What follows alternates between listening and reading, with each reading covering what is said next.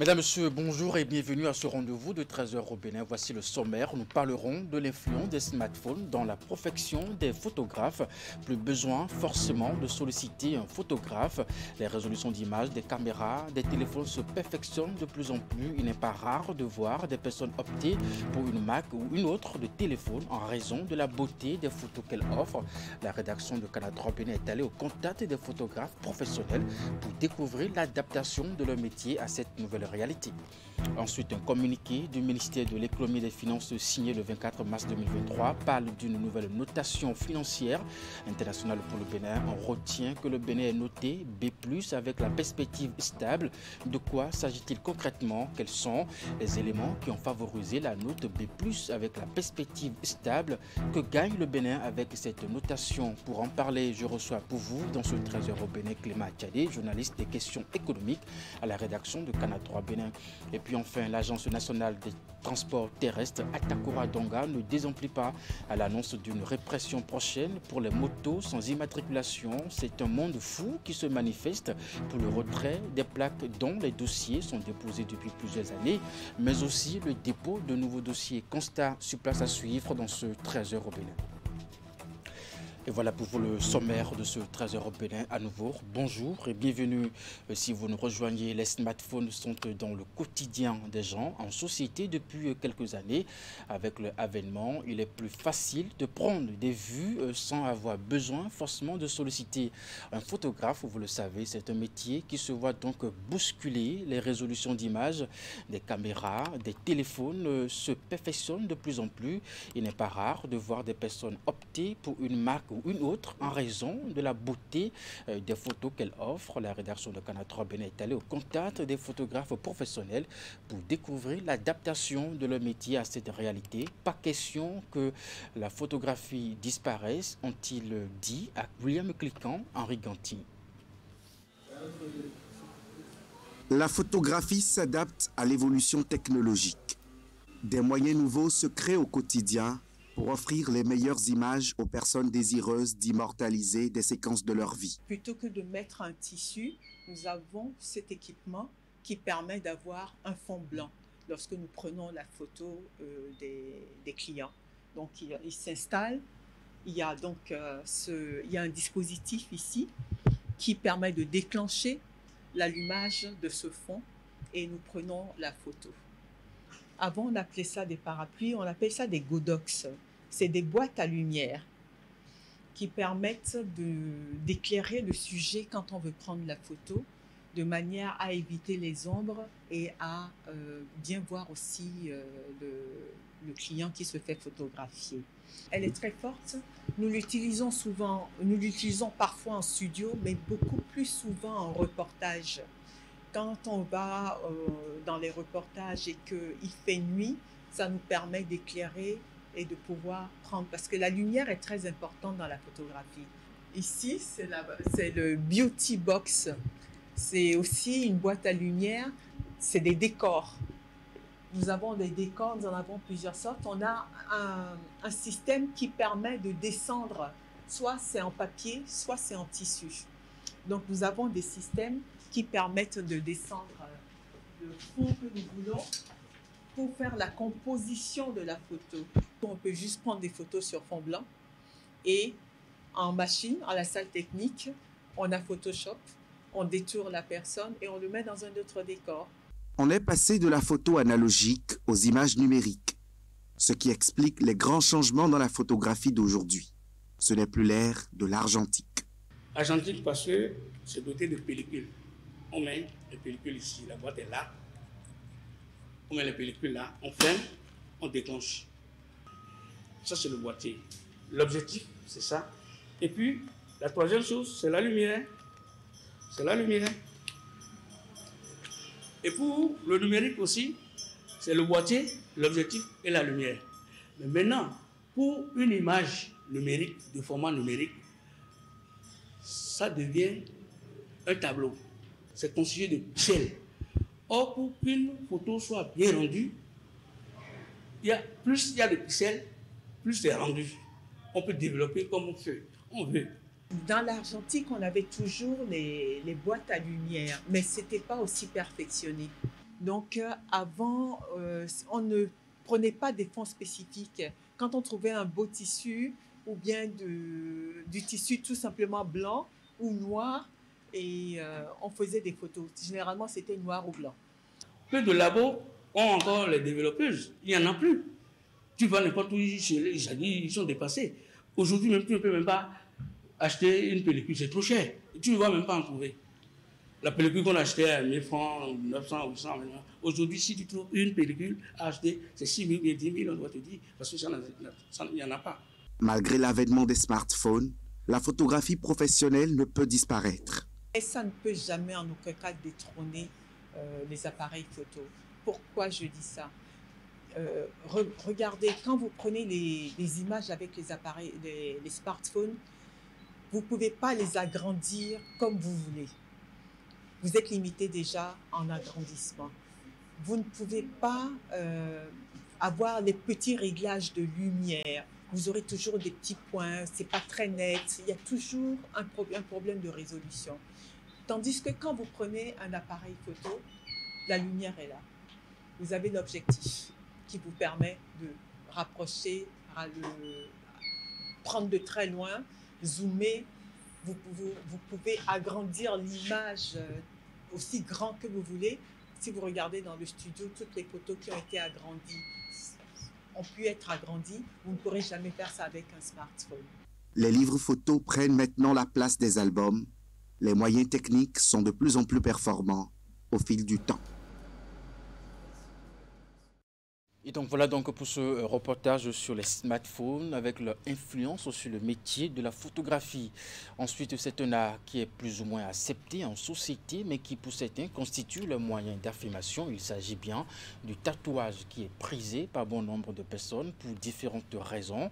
Doit-on stigmatiser ces personnes qui s'y plaisent? Doit-on considérer le acte comme de la délinquance? Eh bien, élément de réponse dans ce reportage.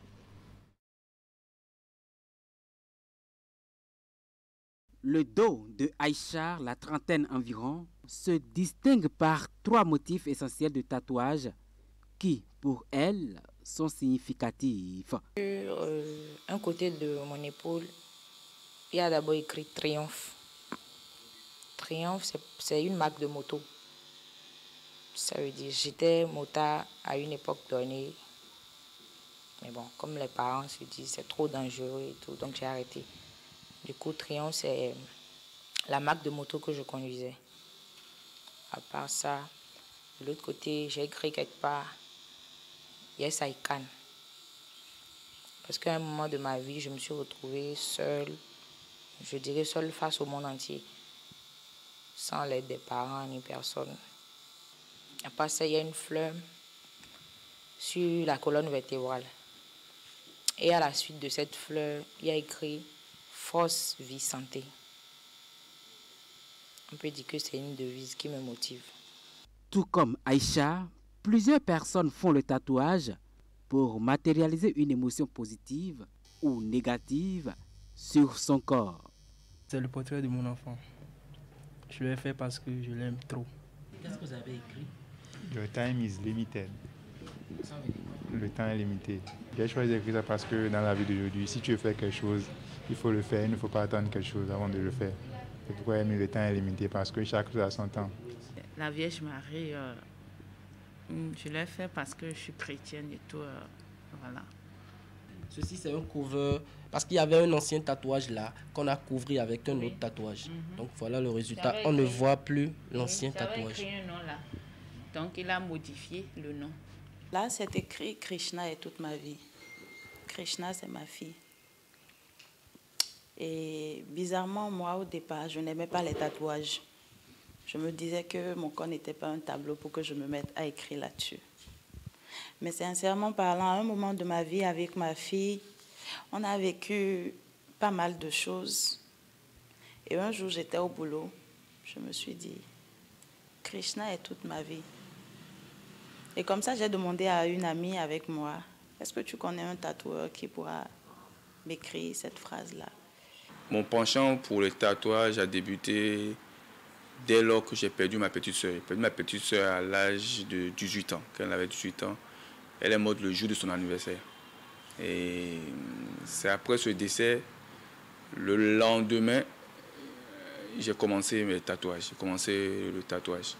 C'est plus la douleur qui m'a envoyé vers les tatouages.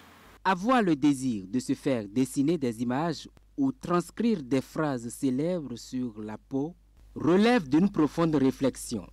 Mais le regard de la société est tout autre. Il faut accepter que le regard au départ est un regard mitigé, un regard étiqueté, c'est-à-dire un stigmatisme, je dirais en griffe à tort. Ces jeunes, ces personnes qui se font tatouer parce que il faut reconnaître aussi que ce n'est pas le départ dans la société. Ailleurs, c'est culturel, mais au Bénin, ce n'est pas culturel. Non, nous l'avons coopté, nous l'avons adapté, nous l'avons accepté dans nos habitudes. Donc c'est ça qui fait que lorsque quelqu'un le fait, on a un regard négatif sur cette personne, pensant que c'est un bandit, c'est une personne hors de la société, c'est hors la loi. Non. Le tatouage ne constitue donc en aucun cas un symbole de délinquance, contrairement à ce que l'on entend dire souvent. Les personnes rencontrées le savent pertinemment. Elles ne se fient pas aux impressions des autres tant qu'elles s'y plaisent. C'est un moyen d'affirmation de soi. Moi, j'ai choisi les tatouages pour décrire ma personnalité. C'est moi ça. C'est mon addiction. Il y a des gens qui sont addicts à la boisson, à tout et tout. Non, moi, c'est mon addiction, c'est les tatouages. Et au-delà de ça, je peux aussi dire oui, c'est mon addiction, mais j'ai des limites. Donc, quand on dit qu'un délinquant, que quelqu'un qui se tatoue, c'est un délinquant, c'est faux. On a plein de cadres aujourd'hui qui ont des tatouages en dessous de leur veste. C'est quand ils vont peut-être venir devant toi et ôter leurs vêtements que tu vas voir que lui, il est tatoué. Voilà. À un moment donné, on se disait aussi que les druides sur la tête, ça veut dire que tu es délinquant, tout ça. Mais non. On a vu le photographe pro du président, il a des druides encore plus longs que les miens. Mais ça ne veut pas dire qu'il est un délinquant. Parce que s'il était, je ne crois pas qu'il va travailler avec le président de la République. Donc, qu'on arrête de juger à l'apparence. L'habit ne fait pas forcément le moine, mais on peut reconnaître le moine à travers son habit. Tu vois des personnes qui disent, mais quand on a des dessins autour de ça, nos grands-parents avaient ça en fait. Mais il y a un délinquant, il y a un galeton d'idées dans le monde, il y a des dessins autour. Et quand il nous tasse, et quand il nous perd, zéro. Selon le sociologue Achille Sodeglar, ce n'est pas une fin en soi de se faire tatouer le corps. C'est plutôt un nouveau mode de vie qu'il faudra accepter. Mais attention, il faut toujours se rapprocher des spécialistes dès que le besoin se fait sentir.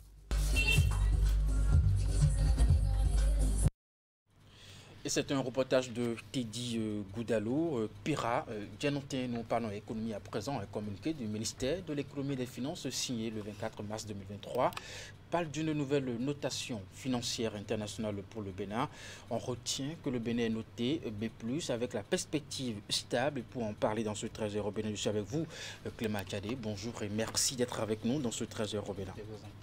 Allez, de quoi s'agit-il concrètement, la notation B+? En fait, Eric, il s'agit essentiellement, disons, d'une note reconduite, en quelque sorte, pour le Bénin, par l'Agence internationale des notations financières que vous aviez évoquée précédemment. Il s'agit en réalité de la notation de l'agence, comme je le disais, Fiche. Donc, on va dire tout simplement qu'il s'agit là, disons, d'une confirmation de la note que le Bénin avait obtenue en 2022, vous vous rappelez. Absolument. Cette note, on parle de B+, avec une perspective stable. Et donc, il faut retenir deux indicateurs majeurs quand on parle de la perspective stable.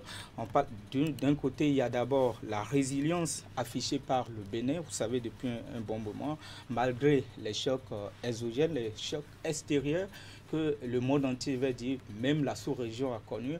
On parle de la crise de la Covid-19 que le Bénin et beaucoup d'autres pays ont traîné. Donc, les conséquences ont été, disons, maîtrisées par les pouvoirs publics. Mais d'un autre côté aussi, on évoque aussi le conflit ukrainien, qui n'est pas sans doute sans conséquence sur, je vais dire, les performances économiques des États. Donc, il y a ces deux éléments, en fait, qui ont été pesés dans la balance. On parle aussi, toujours pour justifier cette nouvelle confirmation de la note B+, avec une perspective stable du Bénin.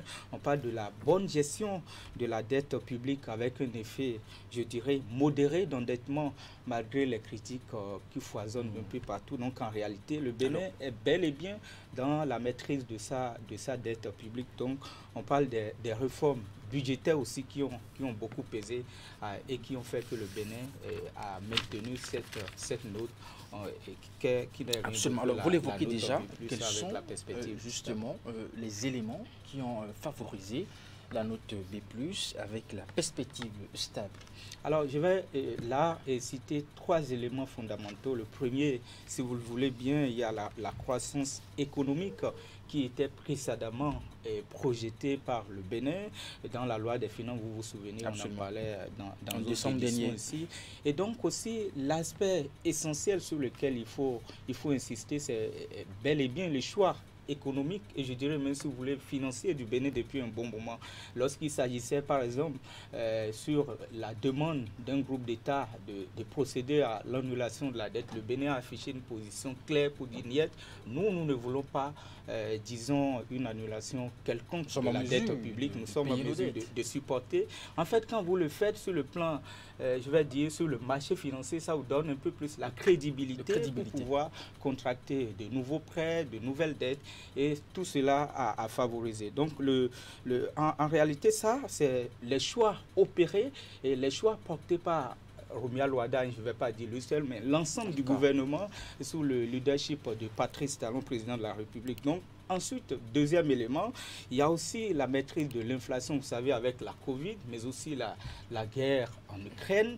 Il y avait cette question, cette épineuse question d'inflation qui revient chaque fois. On parle de la hausse des prix.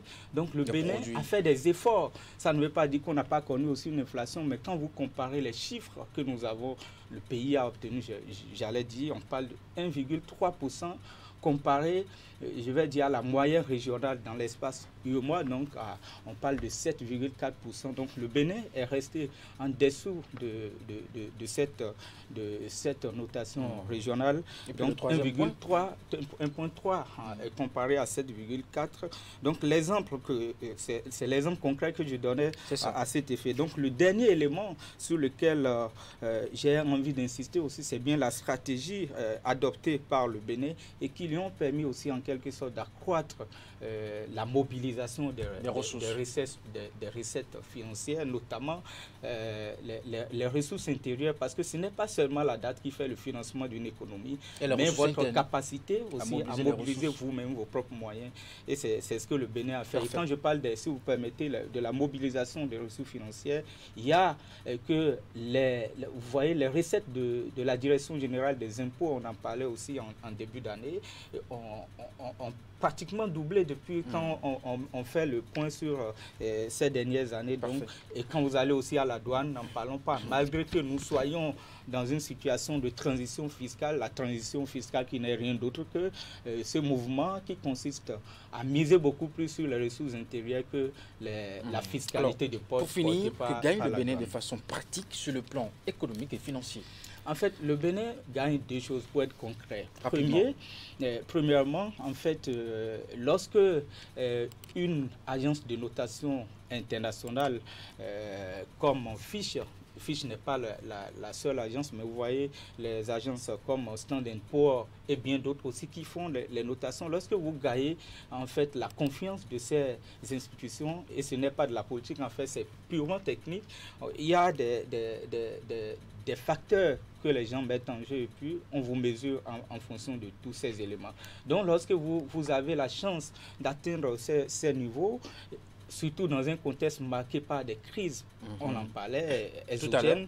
Donc, en fait, vous gagnez en termes de crédibilité. Donc, la signature du Bénin, lorsque le ministre d'État, le ministre des Finances, se trouve sur le marché international, le marché financier international, en fait, la crédibilité du Bénin est ainsi assurée. Parfait. Donc, ça, c'est la première chose. Et donc, le Bénin a la capacité encore, surtout qu'on n'a pas encore dépassé le seuil qui est exigé par les instances sous-régionales, je parle de l'UEMOA. Donc, le Bénin peut facilement encore trouver, vous vous rappelez de l'emprunt obligataire de Eurobond qui a fait beaucoup de tollé sur les réseaux sociaux et beaucoup de commentaires. La Côte d'Ivoire a essayé d'emboîter le pas de Bénin.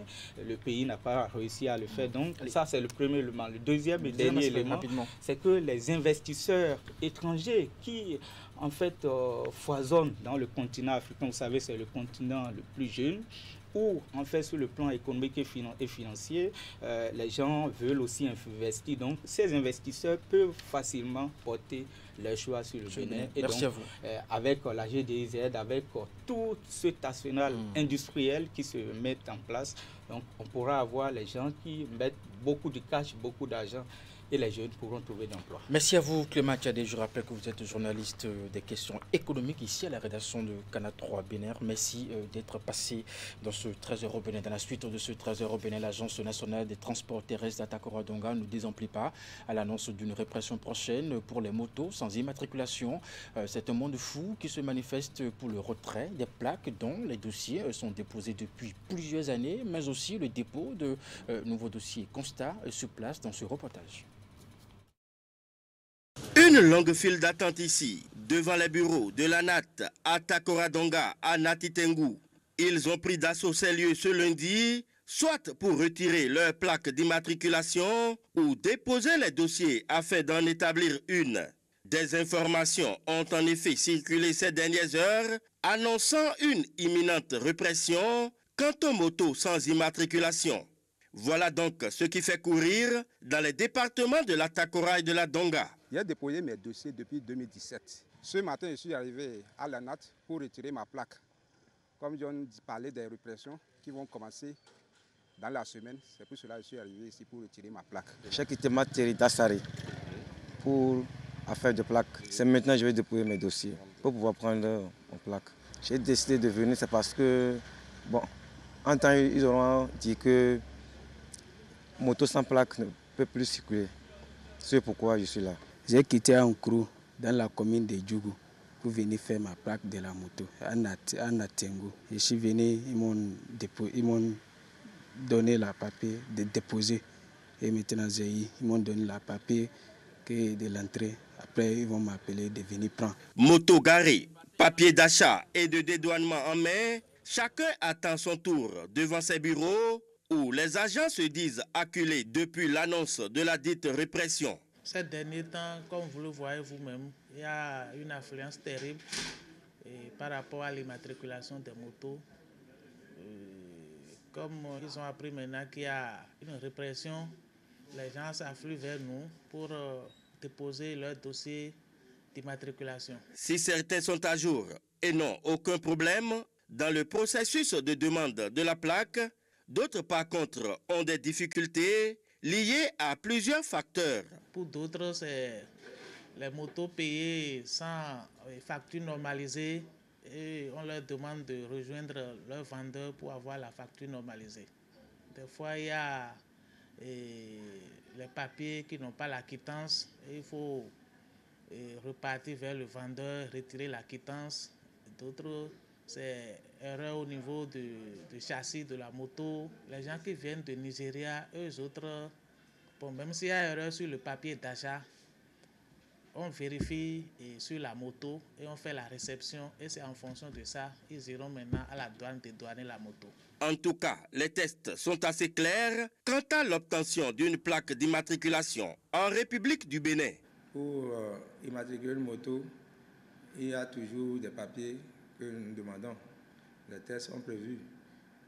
La douane de la moto, les papiers de douane, le papier d'achat. Aujourd'hui, maintenant, c'est la facture normalisée que nous réclamons. Parce qu'il y a un test qui est sorti au niveau du ministère des Finances pour réclamer depuis avril 2021 pour demander à tous ceux-là qui vont acheter une moto de réclamer une facture normalisée auprès de leurs vendeurs. Donc c'est ce papier-là qu'on apprécie, papier d'achat, qui est une facture normalisée aujourd'hui, les papiers de la douane et aussi la photocopie légalisée de la carte d'identité du demandeur de plaque. Et pourtant, pendant ce temps, plus de 4000 plaques sont stockées ici et n'attendent que leur propriétaire. Les gens avaient déposé les dossiers ici depuis 2018 même. Les plaques sont là, on les a appelées, on les a rappelées, mais on ne les voit pas. Et il y a d'autres qui embêtent même, qui sont au champ et que ce n'est pas le moment. Dès qu'eux seront disponibles, ils vont passer, mais on ne les voit jamais. Vous allez constater que nous avons un stock non moins négligeable dans le magasin parce que il y a que le Béninois n'a pas la culture d'immatriculer sa moto, de venir chercher sa plaque, à moins qu'il y ait répression. C'est en ce temps-là qu'on voit l'affluence au niveau des agences. C'est pour cela qu'on lance même des mots d'ordre pour demander à la population de venir chercher leur titre pour que nous puissions libérer un peu nos magasins et continuer avec les nouvelles immatriculations. Tout contrefait, les autorités ont assez repoussé la date de cette répression et il est important que chacun prenne ses dispositions car nul ne sait ni le jour ni l'heure. Et pour finir, ce 13h au Bénin, c'est parti pour un mois de jeûne et de pénitence. Le mois de Ramadan qui consacre la période d'adoration chez les musulmans a démarré depuis jeudi dernier. Coïncidence pour coïncidence, ce démarrage intervient à 10 jours du carême chez les chrétiens catholiques. Nous vous proposons ici un regard croisé entre le jeûne musulman et celui catholique. Reportage de Nagui Balagbe, Moufti Sabouran. Le prophète sallallahu alayhi wa sallam nous a dit que nous, les prophètes, nous sommes même pères, mères différents. Qu'est-ce que cela veut dire? C'est-à-dire, notre religion est un. Une seule religion, Dieu, et les pratiques qui diffèrent, c'est par exemple le jeûne du mois de Ramadan chez les musulmans et le carême chez les chrétiens catholiques. Cette année, le début de l'un, coïncident avec la fin de l'autre, donne matière à réflexion déjà sur l'existence de part et d'autre d'une période tout entière où les fidèles sont appelés mêmement à intensifier les actes d'adoration de manière à davantage se rapprocher de Dieu. Cette période nous permet d'être beaucoup plus proches de ce que le Seigneur attend de nous. Ça permet aux chrétiens de faire ce que les Anglais appellent le make-up. De remettre leur vie en adéquation avec ce que le Seigneur attend d'eux, afin qu'ils puissent avancer dans son amour. C'est un temps de pénitence où il faut chercher à demander le pardon de ses péchés, la grâce et marcher à la suite de Jésus. Le premier jour du mois de Ramadan, là, Allah le Tout-Puissant promet à pardonner beaucoup de personnes leurs péchés. Donc par exemple, si on pardonne 1000 personnes, leur péché le premier jour, deuxième jour c'est 2000, troisième jour c'est 3000, jusqu'à le mois va finir. C'est ça. Et encore, c'est le mois où les prières exaucent beaucoup. Carême ou Ramadan, la finalité semble la même. Les deux plongent les fidèles dans une période de pénitence, de prière intense et surtout de partage. C'est en termes de faire tout simplement ce que le Seigneur nous demande de faire. J'avais faim, tu m'as donné à manger. J'avais soif, tu m'as donné à boire. J'étais en prison, tu es venu me visiter. Chaque fois que vous l'aurez fait à l'un de ces plus petits, qui sont mes frères, c'est à moi que vous l'avez fait. Et donc, en faisant ces petites choses-là, on montre à ceux qui sont dans le besoin qu'on est dans la même situation qu'eux. Et qu'on est solidaire de ce qu'ils vivent. On nous a prescrit le mois de Ramadan pour qu'il ait pitié des pauvres pour les assister à quoi subvenir à leurs besoins. C'est pourquoi vous voyez qu'il a du partage. Le mois là, il a beaucoup de partage. Tu vas voir quelqu'un qui détient des oranges, il partage avec les autres. Mais le prophète sallallahu alayhi wa sallam dit qui donne à manger ou à boire aux jeûneurs, il mérite les mêmes récompenses que le jeûneur.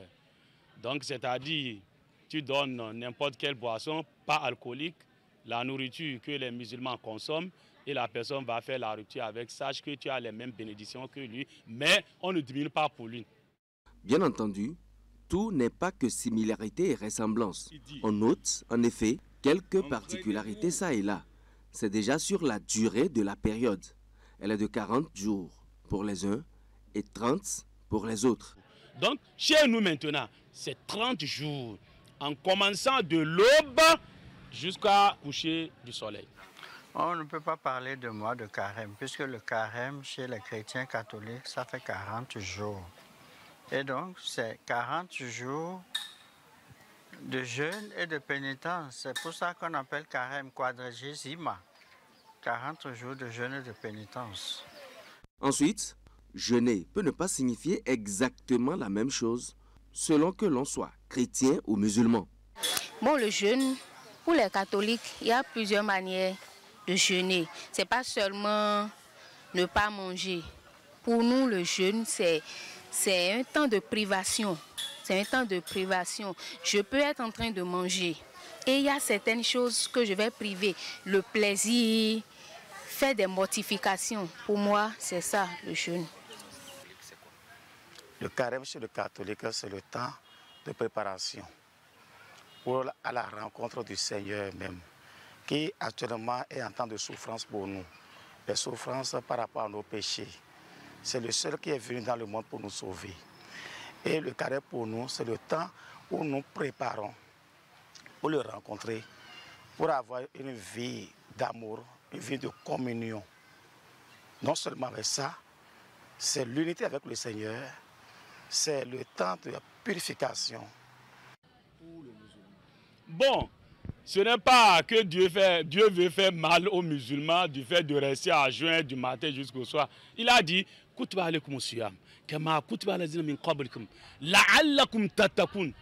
le fin là que je veux.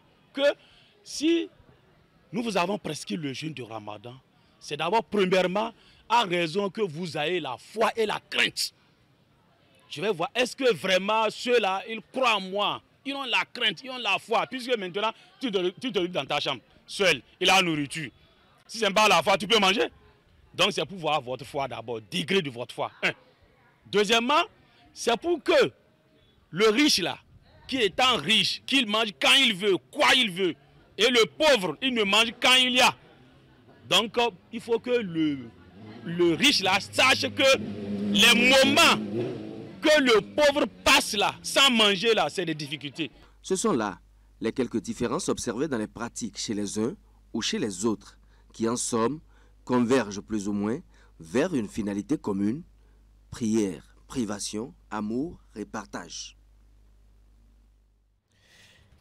Mesdames, Messieurs, c'est la fin de ce 13h au Bénin. Merci de l'avoir suivi, de votre fidélité également dans la suite de nos programmes.